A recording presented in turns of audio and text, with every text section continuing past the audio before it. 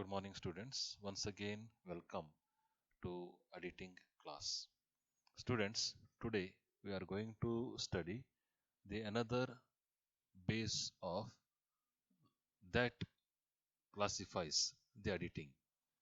That is on the basis of degree of independence. On this basis, edit can be classified into two types. One is internal edit and the second one is external edit. First, we'll try to know the meaning of what is internal edit. Internal audit is a continuous and systematic review of the accounting, financial, and other operations of a concern by the staff specially appointed for the purpose. So we can come to know the meaning that here the internal audit it covers accounting aspect, financial, and other the non-financial aspects also. So it covers both. Totally, we can say that it covers both accounting, financial, and non financial operations. And it is conducted by the staff specially appointed for the purpose. So, the internal staff of the organization they conduct the internal audit. Now, we'll try to know the meaning that the objectives of internal audit. With what objectives internal audit it is conducted. The first objective is to ascertain whether internal check and accounting systems are adequate and effective. Second objective to ascertain whether predetermined policies, plans, and procedures have been complied with. Third objective is to ascertain the reliability of the accounting and other data. Fourth objective is to evaluate the performance of the personnel. That means here even the performance evaluation of the employee it can also be done here under this type. Fifth objective is to ascertain whether the properties of the concern are safeguarded. Sixth one is to suggest to the management the improvements desired in the internal check systems, accounting system, etc. Now, we'll study what are the features of internal audit.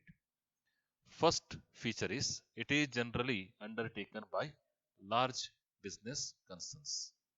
Usually, in the large business concerns, the business transactions are more. So that is why internal audit is adopted in such organization. Second one is it is not compulsory by law, okay, by statute. It is not compulsory. Voluntarily, it can be say adopted by the owner of the business organization. Third feature is the scope of the internal audit may vary depending upon the nature and size of the concern. If the size of the business concern is larger, so obviously the scope of the internal audit it becomes larger. Fourth feature, it may be an addition to the external audit. Sixth one is the techniques and methods of auditing employed in internal audit are the same as those in external audit. So whatever audit techniques it is followed in the external audit, same it is followed in the internal audit. Seventh feature is it is an integral part of internal control. So what is internal control? So that you are going to study in the next coming chapter. But it is the internal audit is one component, one essential component of internal control. Then eighth feature is the staff engaged in internal audit is appointed by the management. they are responsible to the management.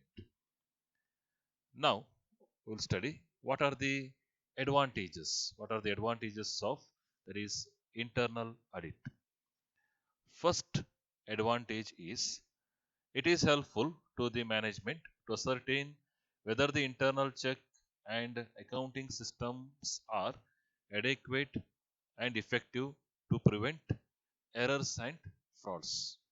So errors and frauds that it happens in the business transactions to prevent such occurrence. Okay. So whether say sufficient safeguard measures are taken or not. So that identification is possible in the internal audit. Then second advantage is it helps the management to ascertain whether the predetermined policies, plans, and procedures have been complied with.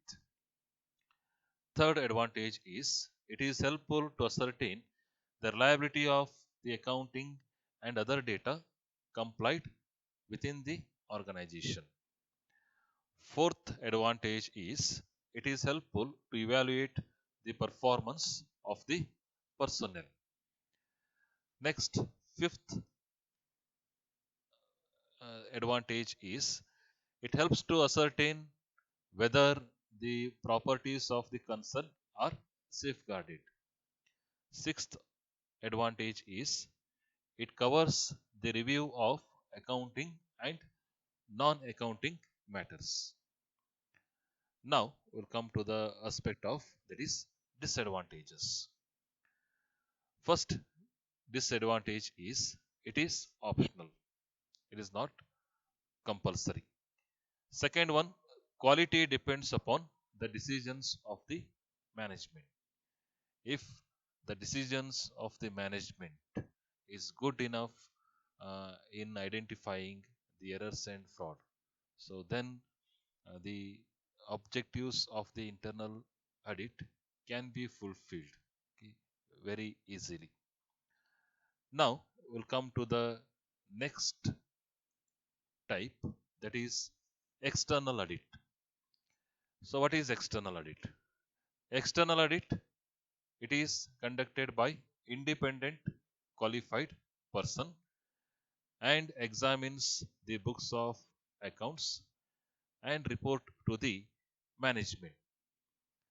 Now we'll come to the another aspect, that are the differences between internal audit and external audit.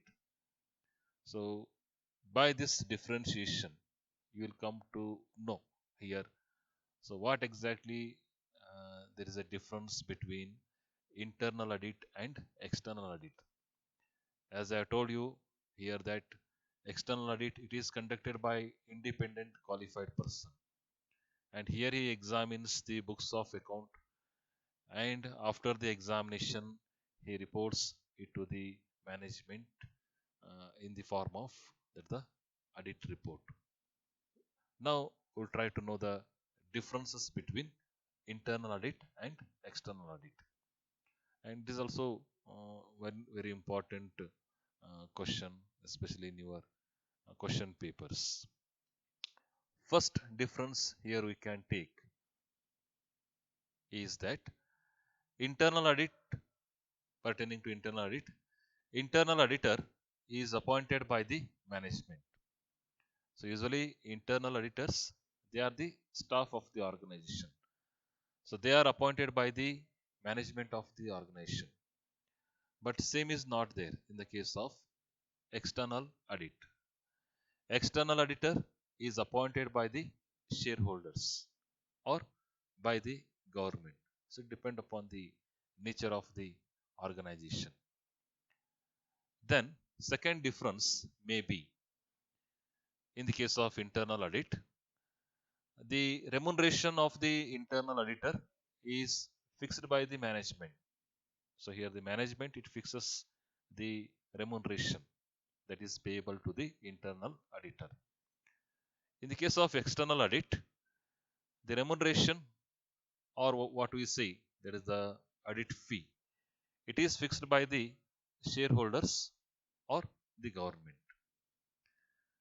Third difference, in the case of internal audit, no prescribed qualification for internal auditor.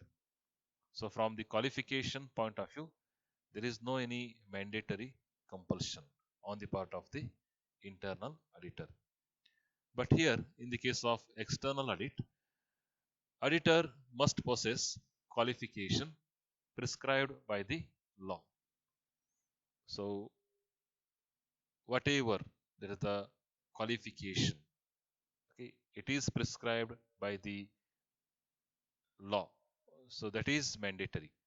Usually having the qualification that the chartered accountant, it is must in the case of external auditor. Then fourth difference is in the case of internal audit. Here the internal auditor is responsible to the management.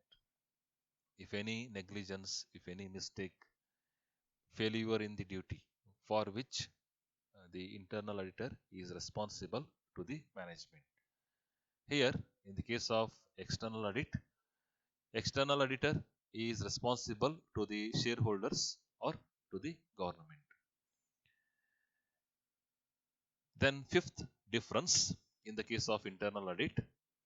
So internal audit may cover any period. So there is no any time, okay, for the internal audit is cover, internal audit is concerned.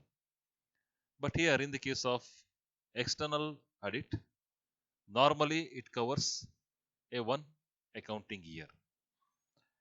Then sixth difference in the case of internal audit, the objective is to improve the existing system of operation. So to improve the existing system of operation, whether it may be financial, accounting, or non-financial, because here internal audit it covers the broader aspect, both financial and non-financial aspect. But here the objective is to improve the existing system of operation. External audit to ensure reliability of the financial statements. So from that objective, here the external audit is conducted. Then seventh difference, rights, then scope is determined by the management. In the case of external audit, it is determined by the law. Then the eighth difference is internal audit. Here internal auditor, he can't rely on the test check. Here in the case of external audit, the external auditor can rely upon that is the test check. Okay, students, again we'll meet with the some more types of the types of audit in the next class.